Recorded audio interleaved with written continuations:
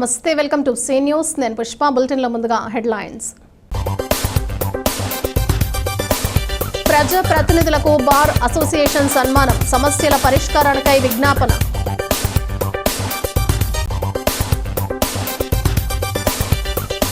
అమిత్ షా వెంటనే రాజీనామా చేయాలి, కాంగ్రెస్ ఆధ్వర్యంలో నగరంలో భారీ ర్యాలీ.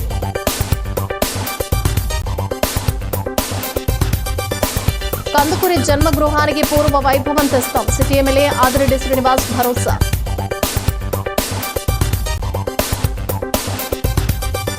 బీజేపీ బలోపేతానికి కృషి చేయాలి, రాజమహేంద్రవరం ఎంపీ దగ్గుబాటి పిలుపు.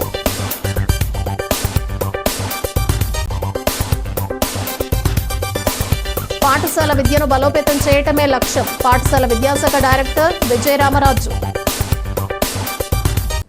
ఇటీవల నూతనంగా ఎన్నికైన ఎన్డీఏ కూటమి ప్రజా ప్రతినిధులను రాజమహేంద్రవరం బార్ అసోసియేషన్ ఆధ్వర్యంలో బుధవారం ఘనంగా సత్కరించారు. రాష్ట్ర మంత్రి కందుల దుర్గేష్, సిటీ, రూరల్, రాజనగరం ఎమ్మెల్యేలు కందుల దుర్గేష్, ఆదిరెడ్డి వాసు, గోరంట్ల బుచ్చయ్య చౌదరి, బత్తుల బలరామకృష్ణలు సత్కారం పొందారు.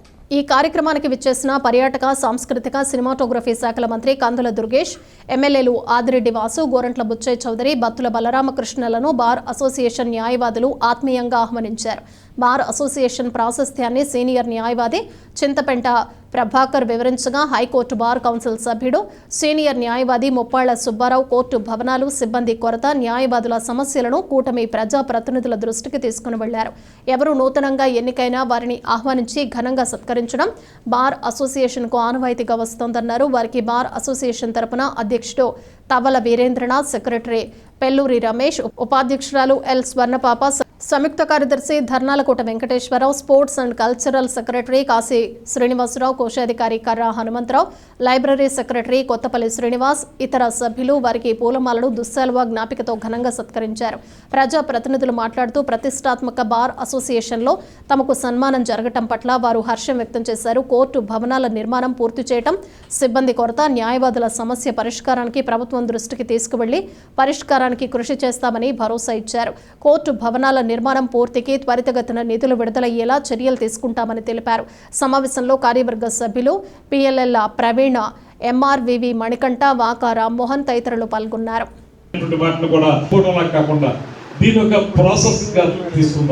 ఒక కార్యాచరణగా ఏర్పాటు చేసుకుందాం. ఆ కార్యాచరణ ఏర్పాటు చేసుకుని దీనికి మీరు ఎవరైతే ఒక కమిటీ ఫామ్ అవుతారో ఆ కమిటీ మేము కలిసి నిరంతరం దీని మీద పనిచేసే విధంగా ఉంటే తప్పితే ఈ కార్యక్రమాలు పూర్తి కావు. ఏదో ఇవాళ అనుకున్నాం తర్వాత మర్చిపోయాం అనేటువంటి విధానం కాకుండా మేము కూడా మాకు ఉన్నటువంటి అనేక రకాలైనటువంటి సమస్యల మధ్య దీన్ని ప్రత్యేకంగా పట్టుకోవాలంటే కొంత సమయం అవసరం అవుతుంది. దాన్ని ఎప్పటికప్పుడు మీరు కూడా మీ టీం ఏదైతే ఉన్నారో ఈ అసోసియేషన్ సంబంధించినటువంటి కార్యవర్గం కానివ్వండి, ఇతరత్ర దీని మీద ప్రత్యేకంగా ప్రభాకర్ గారి నేతృత్వంలో నడుస్తున్నటువంటి కార్యవర్గం కానివ్వండి, వారందరూ కలిసి మనం అప్పుడప్పుడు మాట్లాడుకున్నట్లయితే దీన్ని ఎలా ముందుకు తీసుకెళ్ళాలి, ఎక్కడ ఉంది, వే ఫార్వర్డ్ ఏంటి అనేటువంటి దాని మీద దృష్టి పెట్టడానికి అవకాశం ఉంటుంది. దాన్ని ఒక మెటిక్యులస్గా ప్లాన్ చేసి ఖచ్చితమైనటువంటి ఫలితం లభించే విధంగా మనందరం కృషి చేద్దాం అనేటువంటి మాటని ప్రత్యేకంగా నేను తెలియజేస్తూ, మరి ఎన్నికలప్పుడు ఆనవాయితీ సాంప్రదాయం ఇక్కడికి రావడం, మీ అందరినీ కలవడం, మీ ఆశీస్సులు తీసుకోవడం, మీ సహకారాన్ని అభ్యర్థించడం అన్నది ఆనవాయితీ. వచ్చినప్పుడు మా వాళ్ళ ఆనాడు బాగా గుర్తు, ముప్పల సుబ్బారావు గారు, మా టీడీపీ లీగల్ సెల్ అందరూ కూడా ఆ నిర్మాణం జరుగుతున్న బిల్డింగ్ ఏదైతే అనివార్య కారణాల వల్ల ఆగిపోయి ఉందో అక్కడికి తీసుకెళ్ళి అక్కడే నాతో ఫోటో తీపిచ్చి ఇది మన ప్రభుత్వం వచ్చిన వెంటనే ఆ కాంట్రాక్టర్స్కి బిల్లు పే చేసి పని పరిగెట్టించాలి అని చెప్పడం జరిగింది. మరి కాంట్రాక్టర్ కూడా ఆవేదనతో, అలాంటి అనేకమైన కాంట్రాక్టర్లు గత 5 సంవత్సరాలు కోర్టుని ఆశ్రయించడం జరిగింది.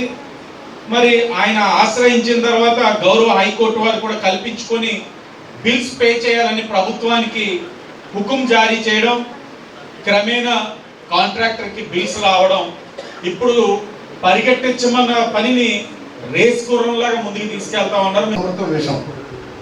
న్యాయం ఎప్పుడు జరుగుతుంది? ఏదో ముఖ సాగుతూ ఉంటుంది. గెలిచిన వాడేమో ఇంటికెళ్ళి ఏడ్చాడంట, ఓడిన వాడు కోర్టు దగ్గర ఏడ్చాడంట.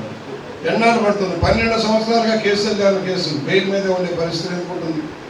నేను సత్వర న్యాయం జరగాల్సిన అవసరం ఉంది. దానికి ప్రభుత్వాలు కూడా న్యాయ వ్యవస్థను పటిష్టం చేయాల్సిన అవసరం ఉంది. న్యాయ వ్యవస్థలో రాజకీయ జోక్యం లేకుండా నిష్పక్షపాతంగా జడ్జిమెంట్లు రావాల్సిన అవసరం ఉంటుంది. అక్కడ కూడా రాగద్వేషాలకు అనుగుణంగా న్యాయ నిర్ణయాలు జరిగితే చాలా కష్టం అనేది మాలాంటి యువకుల భావనగా ఆనాడు భావించాం. ఇవాళ వయసు పెరిగింది. ఇందాక అన్నారు వృద్ధునిగా 87 వస్తుంది. వృద్ధునిగా కాకపోతే మీకంటే ఎక్కువ గెలుతాను, ఎక్కువ స్పీడ్గా పరిగెత్తాను, నాతో పరిగెత్తాను, వీళ్ళందరికీ పరుగులు తీస్తాను. పరుగులు దిగాలి. ఆలోచన ఉంది, కనీసం అవగాహన ఉంది, ఏ విధంగా అభివృద్ధి చేస్తే ముందుకు. నాదంతా అభివృద్ధి గ్రూప్ రాజకీయాలు.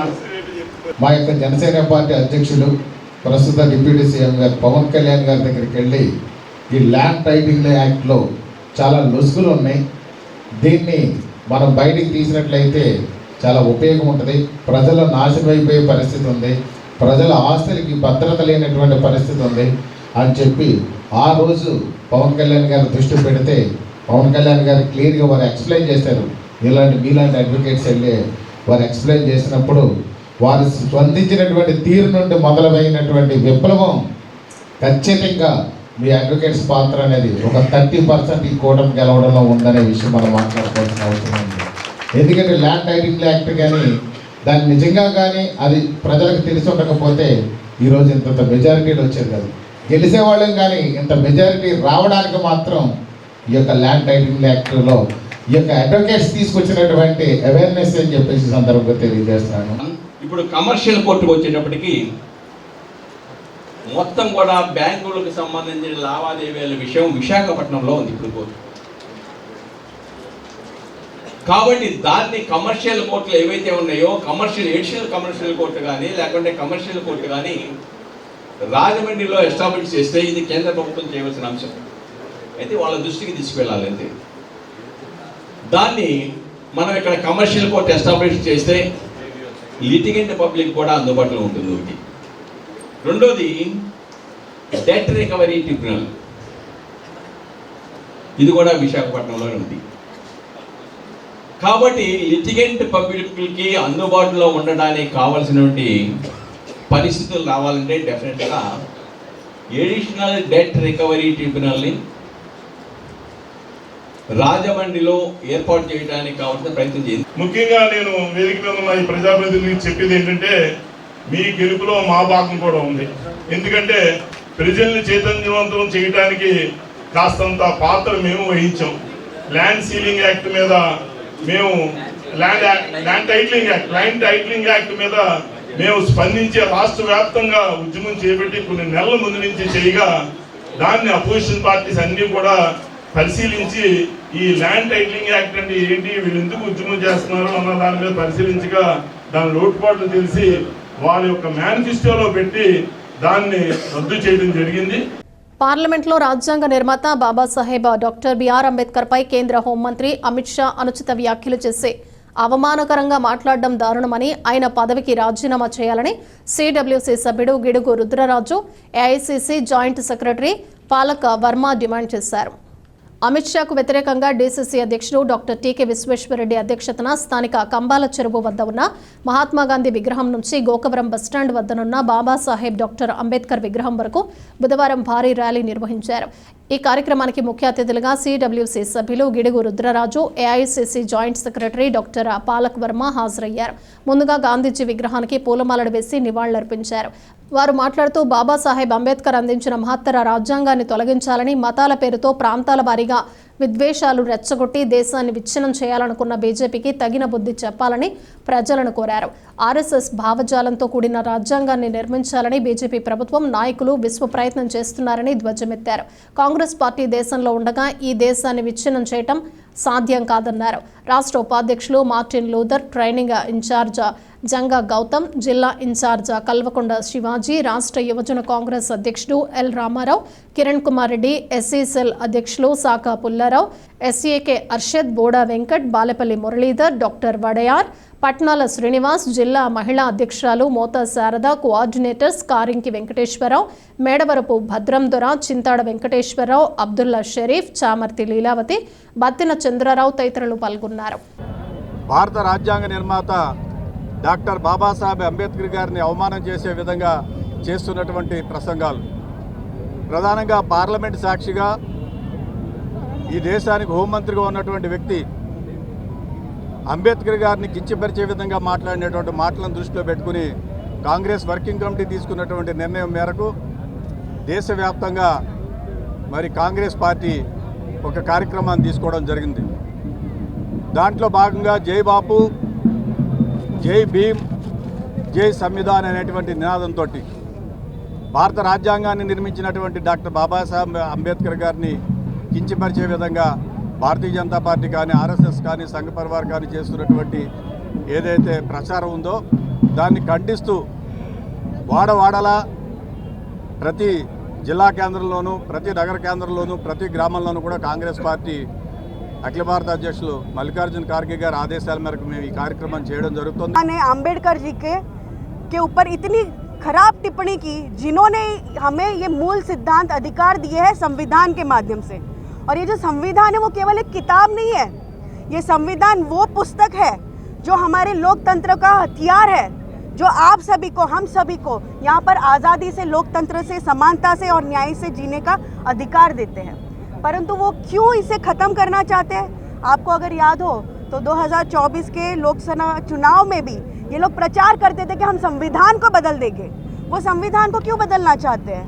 वो संविधान को इसीलिए बदलना चाहते हैं क्योंकि वो 2-4 उद्योगपतियों के हाथ में ये देश सौंपना चाहते हैं। परंतु कांग्रेस ये अपमान नहीं सहेगी, आम्बेडकर जी का अपमान नहीं सहेगी, हिंदुस्तान का अपमान नहीं सहेगी, क्योंकि अगर संविधान को कमज़ोर कर रहे हैं तो वो आपको कमज़ोर कर रहे हैं, वो मुझे कमज़ोर कर रहे हैं। ఈ రోజు జై బాపూజీ,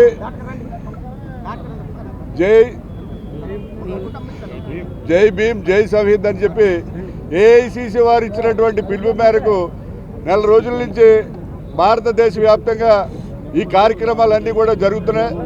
మెయిన్ డిమాండ్ ఏంటంటే, ఏదైతే అమిత్ షా గారు పార్లమెంట్లో అంబేద్కర్ గారిని అవమానపరిచే విధంగా మాట్లాడి అంబేద్కర్ ఏమైనా దేవుడా అలా అని చెప్పి అవమానించారు, ఆయన రాజీనామా చేయాలని డిమాండ్ చేస్తూ ఈ నెల రోజుల నుంచి కూడా ఏఐసిసి వారి యొక్క పిలుపు మేరకు రాష్ట్ర వ్యాప్తంగా, దేశవ్యాప్తంగా కార్యక్రమాలు చేయడం జరిగింది.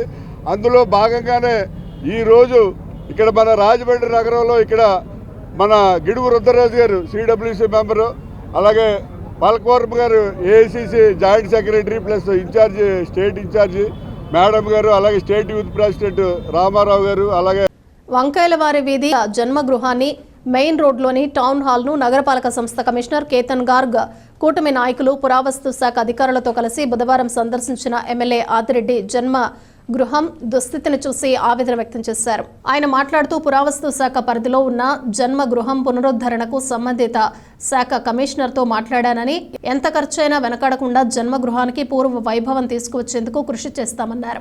ఇక్కడే కందుకూరి మొట్టమొదటి వితంతు పునర్వివాహం చేశారని, నేటి తరానికి విద్యార్థులకు కందుకూరి వీరేశలింగం గొప్పతనంతో పాటు సమాజానికి ఆయన యావదాస్తిని దారపోసిన గొప్పతనాన్ని తెలియచేయాలని, దీనికోసం విద్యార్థులకు పోటీలు నిర్వహిస్తామని చెప్పారు.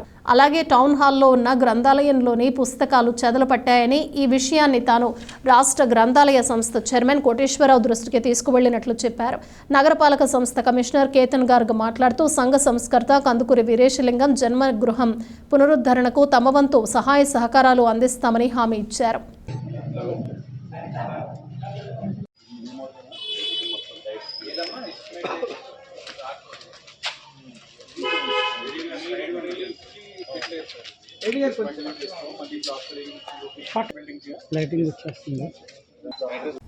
భారతీయ జనతా పార్టీ బలోపేతానికి ప్రతి ఒక్కరూ కృషి చేయాలని, సమర్థవంతమైన కార్యకర్తల ద్వారానే పార్టీ మరింత బలోపేతం అవుతుందని, పొత్తు ధర్మం నిర్వహిస్తూ ప్రభుత్వానికి, ప్రజలకు ముందుకు సాగాలని బీజేపీ రాష్ట్ర అధ్యక్షురాలు రాజమహేంద్రవరం ఎంపీ దగ్గుబాటి పురంధేశ్వరి పేర్కొన్నారు.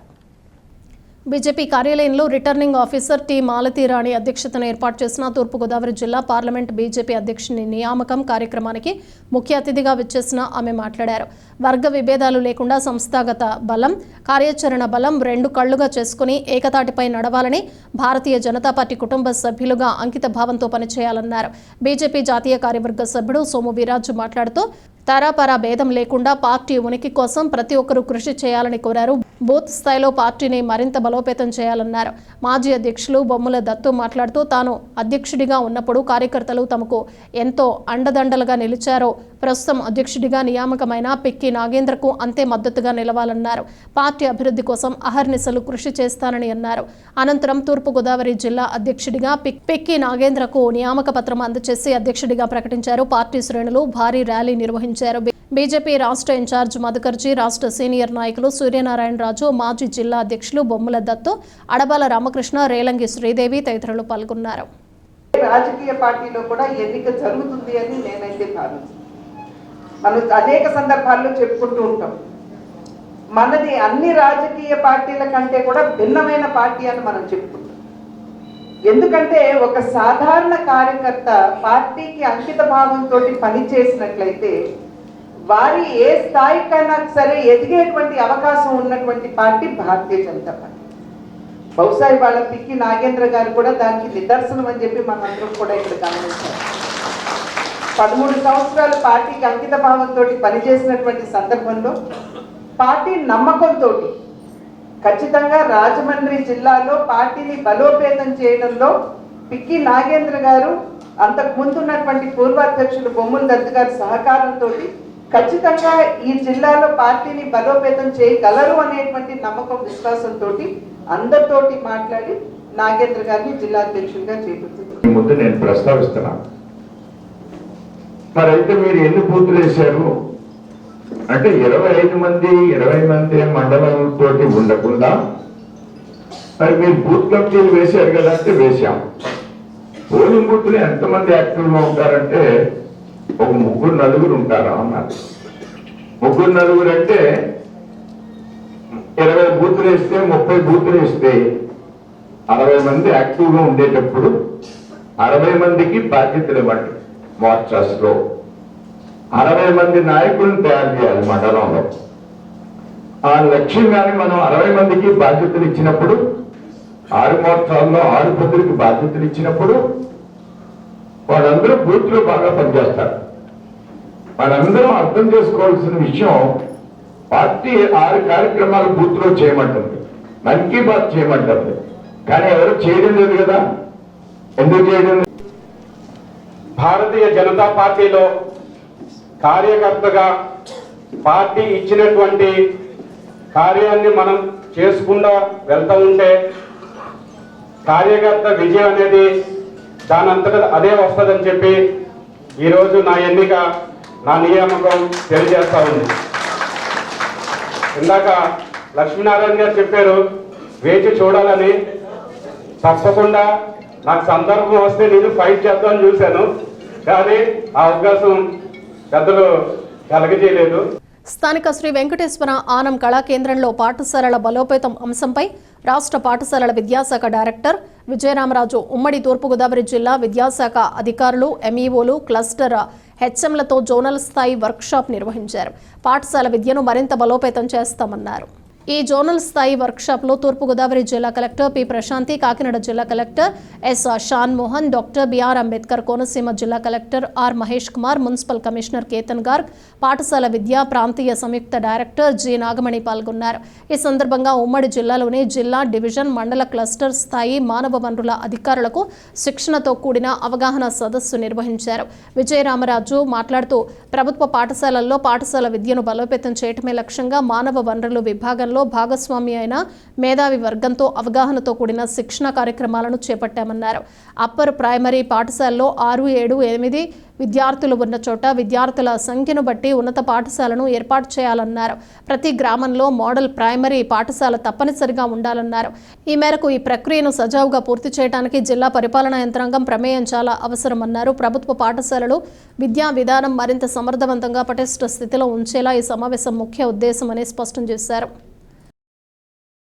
రాజమండ్రిలోని క్వారీ గోతుల సమస్యకు ప్రభుత్వం పరిష్కారం చూపించకపోతే ఏ క్షణంలోనైనా తాను దీక్షకు దిగుతానని క్వారీ ప్రాంత భారతీయుడు నగరపాలక సంస్థ స్టాండింగ్ కమిటీ మాజీ చైర్మన్ బర్రే కొండబాబు హెచ్చరించారు. కార్వీ గోతులను వెంటనే పూడ్చాలని డిమాండ్ చేస్తూ ఆందోళనకు దిగారు. స్థానిక ప్రజలతో కలిసి సుబ్బారావు నగర్ క్వారీ గోతుల వద్ద బుధవారం ఆయన జాతీయ జెండా చేతబూని అంబేద్కర్ నీలిరంగు కండువా మెడలో ధరించి ఆందోళనకు దిగారు. క్వారీ గోతులు వెంటనే పూడ్చాలని, యజమానులు మొండి వైఖరి విడనాడాలని, సంబంధిత అధికారుల నిర్లక్ష్యం విడి సమస్య పరిష్కారానికి చర్యలు చేపట్టాలని వారంతా నినాదాలు చేశారు. ఈ సందర్భంగా మీడియాతో మాట్లాడుతూ క్వారీ గోతులు పూడ్చాలని ఏళ్ల తరబడి పోరాడుతున్న తాను 2011లో కోర్టును ఆశ్రయించారని, గోతుల్లో పడి ఎవరూ చనిపోకుండా ఫెన్సింగ్ ఏర్పాటు చేయాలని హైకోర్టు ఆదేశాలు జారీ చేసినా సంబంధిత అధికారులు సరిగ్గా చర్యలు చేపట్టలేదని మండిపడ్డారు. పేద ప్రజలు నివసించే ఈ ప్రాంతాన్ని మాజీ మంత్రి, పేద ప్రజల ఆశా జ్యోతి బత్తిన సుబ్బారావు సేవా సమితి పేరున వారికి ఉపయోగపడే విధంగా చేయాలని కోరారు. ఈసారి తనను ఎవరూ ఆపలేరని, ఏ క్షణంలో ఆయన దీక్షకు దిగుతానని కొండబాబు హెచ్చరిక జారీ చేశారు.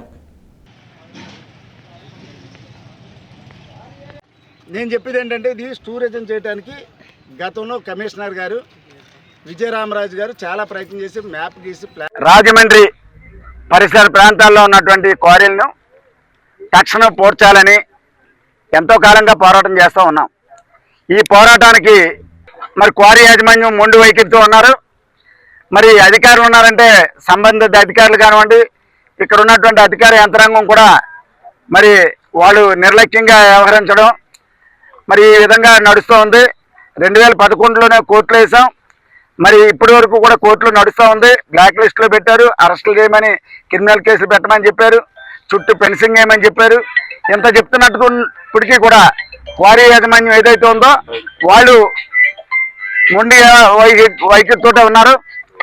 ఇప్పుడు మేము చెప్పేది ఏంటంటే, గవర్నమెంట్ కూడా మేము సూచించేది ఏంటంటే, ఈ క్వారీల్ని గవర్నమెంట్ హ్యాండ్ ఓవర్ చేసుకొని మరి మా ఏరియాలో కంపోస్టులు, కబేళాలు, రకరకాల చెత్త చెదారాలతో ఉన్నటువంటిదే తప్ప మేమంతా పేదోళ్ళు నివసించేటటువంటి ప్రాంతాలు ఇవి. ఆ ప్రాంతంలో నిర్లక్ష్యం చేస్తే పేదోళ్ళ పరిస్థితి ఏంటన్నది అర్థం చేసుకోండి. పేదోళ్ళ కోసం ఎన్నో చేస్తున్నాం అన్నారు. వాడు వీడు అంటూ నోటికొచ్చినట్లు మాట్లాడుతున్న రాజానగరం ఎమ్మెల్యే బత్తుల బలరామకృష్ణ నిజ స్వరూపం వెలుగు చూస్తోందని వైఎస్ఆర్ కాంగ్రెస్ పార్టీ రాష్ట్ర యువజన విభాగం అధ్యక్షుడు మాజీ ఎమ్మెల్యే జక్కంపూడి రాజా ఎద్దేవా చేశారు. బత్తులపై తీవ్రస్థాయిలో మండిపడ్డారు. ఆయన మాట్లాడుతూ థర్డ్ క్లాస్ ఫెలోస్ రాజకీయాల్లోకి వస్తే ఎలా ఉంటుందో బత్తుల మాటలే తెలియచేస్తున్నాయన్నారు. బత్తుల భాష చూస్తే ఇలాంటి వ్యక్తిని గెలిపించామా అని ప్రజలు ముక్కున వేలేసుకున్నారని అన్నారు. రాజకీయాల్లో గెలుపు ఒకటే కొలబద్ద కాదని, ప్రజల మనసులను గెలవటమే అసలైన రాజకీయ నాయకుడి గొప్పతనమని రాజా అన్నారు. టీడీపీ, బీజేపీ, జనసేన కూటమితో అబద్ధాల ప్రచారంలో గాల్లో నెగ్గిన బత్తుల ఇందుకు విరుద్ధంగా వ్యవహరిస్తున్నారని ఆయన మండిపడ్డారు. రాజ్యాంగ నిర్మాత బాబాసాహెబ్ అంబేద్కర్ కూడా ఎన్నికల్లో ఓడిపోయారని, అలాంటప్పుడు మనమెంత అన్నారు. జనసేన 21 చోట్ల పోటీ చేసి గెలిస్తే వారికి వచ్చిన మెజారిటీలు పరిశీలిస్తే బత్తుల 18వ స్థానంలో ఉన్నారని పేర్కొన్నారు. వైసీపీలో ఎవరు కోవట్లు ఎవరూ లేరని, అది బత్తులకే చెల్లిందని, ఎమ్మెల్యేగా ఉన్నందున గౌరవం ఇస్తున్నారు తప్ప క్యారెక్టర్ చూసి కాదని గ్రహించాలని హితవు పలికారు. గెలిచినా ఓడినా జక్కంపూడి అని నిరంతరం ప్రజలతోనే ఉంటామని ఈ సందర్భంగా ఆయన స్పష్టం చేశారు. 2,13,000-14,000 ఓటర్లు నన్ను తిరస్కరించారట. బహుశా బుర్రుండి మాట్లాడుతూ ఉన్నాడో లేదో ఈ మనిషి. 72-73,000 మంది పైచులక ఓట్లు నాకు వచ్చినాయి. వేళ ఒక్కసారి రాష్ట్రం మొత్తం మీద ఎన్నికల ప్రక్రియని గమనిస్తే, ప్రత్యేకించి జనసేన పార్టీకి సంబంధించినటువంటి అభ్యర్థులు 21 స్థానాల్లో ఎక్కడైతే పోటీ చేశారో వాటిని గమనిస్తే 21 స్థానాల్లో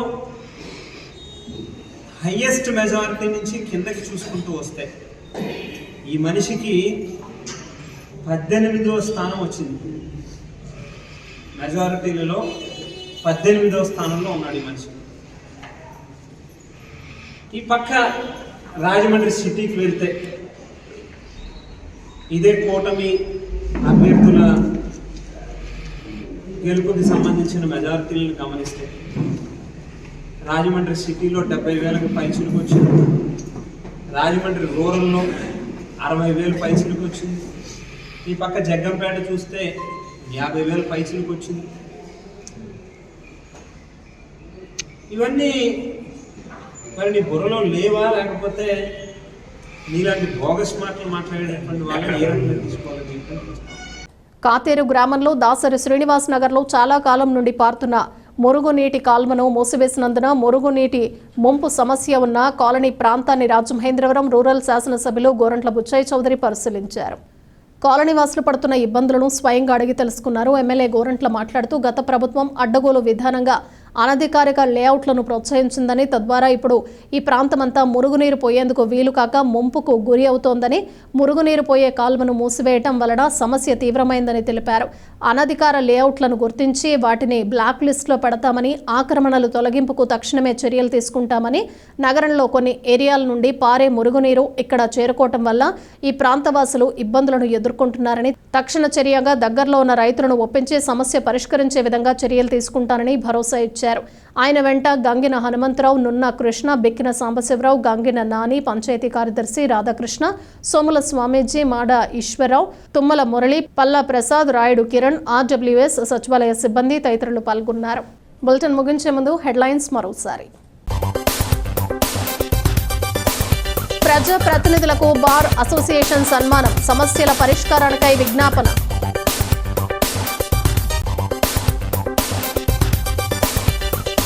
అమిత్ షా వెంటనే రాజీనామా చేయాలి, కాంగ్రెస్ ఆధ్వర్యంలో నగరంలో భారీ ర్యాలీ.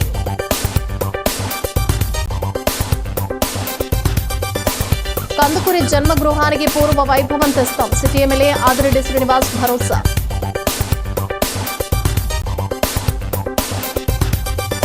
బీజేపీ బలోపేతానికి కృషి చేయాలి, రాజమహేంద్రవరం ఎంపీ దగ్గుబాటి పిలుపు.